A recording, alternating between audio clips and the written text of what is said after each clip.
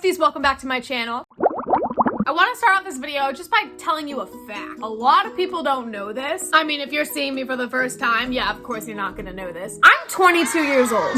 A lot of people assume that I'm younger for many reasons, and honestly, that's totally understandable. I kind of look younger, like especially when I don't wear makeup, I feel like I look a lot younger. But also at the same time, I can definitely admit that there are times where I will literally act younger. Not on purpose, I just sometimes act younger. I don't know. But with that being said, I am 22, and most people at 22 graduate from college if they go down that path. That is something I am not doing. So I wanted to kind of talk about that, just kind of talk about why I'm not graduating this year, and it's completely okay to not graduate from college on time. I feel like in a sense there's a little bit of a stigma around it. Obviously nothing crazy, because now that we're adults, it's fine. But basically today I'm gonna tell you that story. If you are new to my channel, hi, my name is Chloe, and I am in fact your new best friend. Grab a snack.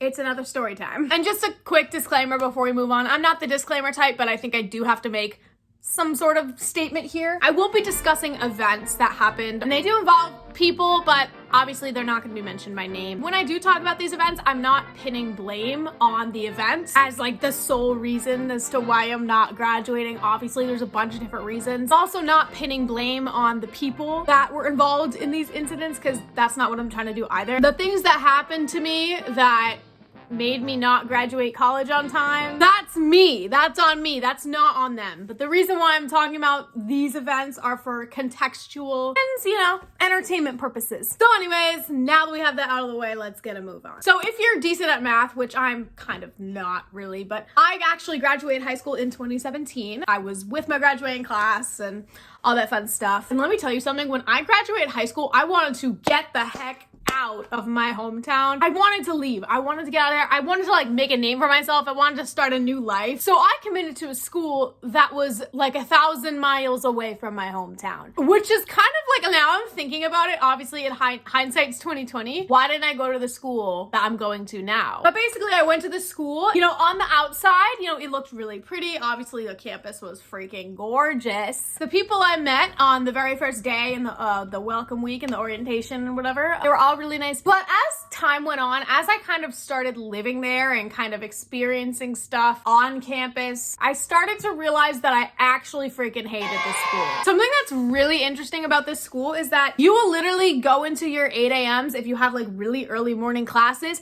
and people will literally be dressed up like they're going out to like the club or something. People will literally dress up in full-on dresses and heels. Not me. No, I literally kept on my shirt and sweatpants that I wore to bed that night. And I mean, while I did have like good experiences with people, and obviously I've met some people that were super duper duper nice, there were just some experiences that I had on campus that were just not good. I was starting to realize that I had really overloaded myself as far as classes go, and I also kind of realized, I guess I wasn't really doing like what I wanted to do. Like I was a music major, I think. I realized that that wasn't even like what I wanted to do. That was more so what my parents wanted me to do, and just what everyone else around me, I guess, wanted me to do. So I was basically fulfilling their dreams instead of mine. I didn't really know what to do because I felt really bad for wanting to change my major within the first semester of me being on this campus, but that's how I felt. So along with this like dissonance I was having in my head, there were also just events that happened that really just kind of solidified my not wanting to be there. I was actually in a suite style dorm my first freshman year, I guess. And how it was set up was there's 2 rooms that are next to each other, and they're connected together by a bathroom. So 5 girls total, including me. I was in my room with one other person, and then there were 3 girls living in the room next to us. And what kind of ended up happening was that, you know, at the very beginning, they were wicked nice and we were all like nice, whatever. And then, so the first day of classes happened and we had all planned to, I think, get ice cream or something. But what ended up happening was that they never like actually told me, I guess, when they were going, and like no one like talked to me about it. So they ended up all going to this ice cream place without me. And obviously that's fine. Like that's not inherently bad, but I just felt kind of crappy because I felt like I was excluded. And then I guess from there on out, their friend group kind of blossomed. So the 4 of them blossomed as like friends, and they would do stuff together, and then they just would not invite me anymore. Like after that one instance where they just didn't invite me, they just stopped inviting me, and honestly kind of sucks. I don't know, I just felt very hurt because I needed friends too. So other than that, I did make friends. I mean, I did meet some people who were wicked nice. I just knew very deep down that I didn't feel like I fit in, and I think, you know, not fitting in with kind of the crowd, and the campus was pretty small as well, so I felt like I had bonded with literally so many people, but like none of them at that time really wanted to be my friend, you know what I mean? I did have one person who I was like really close with, and now we don't even talk. All that aside, I started realizing that I was kind of slipping into a little bit of like a depression. Over the course of about 2 months, it got to the point where I literally could not even go to class. Like I would wake up and have a massive panic attack. So I remember literally dragging my friend to the counseling center. I like scheduled an appointment to talk about stuff. Also, I remember going to my advisor and telling her as well, because the counselor had recommended me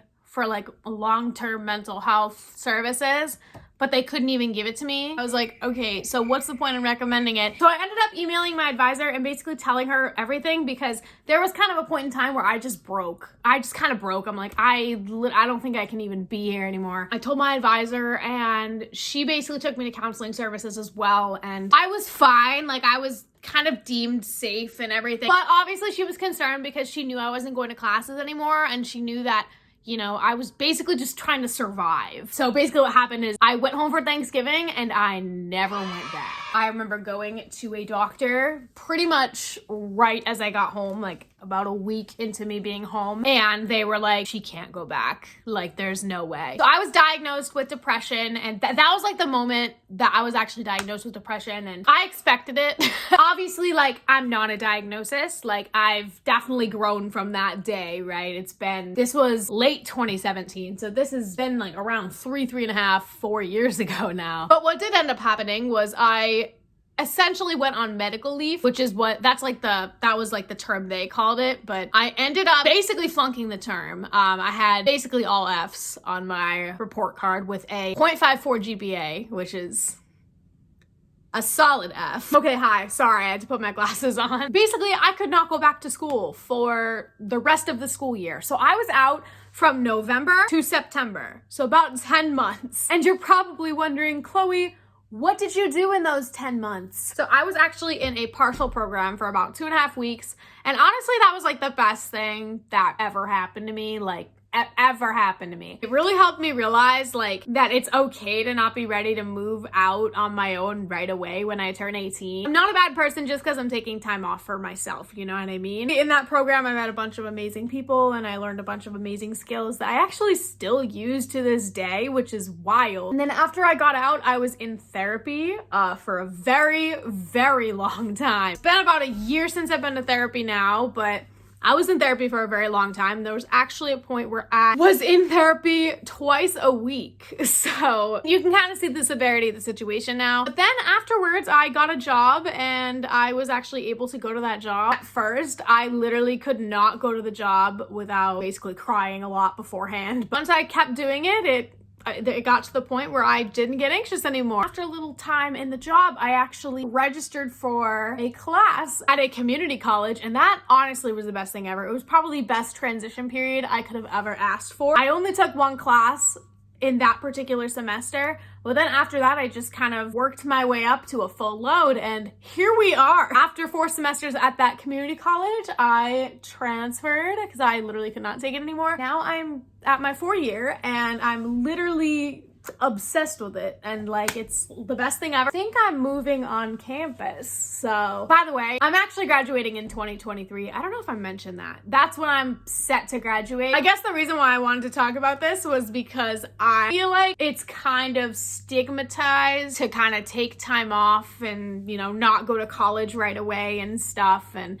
I feel like it shouldn't be, and I think that we should totally normalize it because it's totally fine, right? I also got the idea to do this because I've been seeing a lot of people, and people that I even consider like classmates and peers and stuff, actually graduate from college. So it made me think about it, and First of all, I kind of felt like crap. Like I would see the pictures, and obviously I'm not trying to be selfish. Like, it's obviously amazing that they're graduating from college. That's not what I'm saying. But I basically felt like crap because I was like, well, you know, if my circumstance had been different, maybe I would have graduated too. But you know what? I had to counteract that thought. And I was like, listen up, inner thought, Chloe. Look, listen here. Listen up. You are on your own time, all right? It's like, no matter where you are in life, like, you are on your own track, boo-boo. Like, I'm telling you that right now. I'm not gonna get too preachy here. You are going to find your path. You are going to figure it out every step of the way, even if it means taking a few steps back for yourself and really just trying to figure out who you are. Like, that's all it takes sometimes. Sometimes it takes longer for some people. For me, it took maybe almost a year to get like back on my feet. I can now successfully say I'm on my feet, but that is why I'm not graduating from college this year. And that's why I tell people that I am a sophomore in college, because technically, as far as credits, that's what I am. And I'm going to be a rising junior. So that is all for this video today. Thank you guys so much if you actually like listened to the whole thing. My socials and all that fun stuff will be in the description. And if you like this video, give it a thumbs up and subscribe. I will see you guys later. Bye.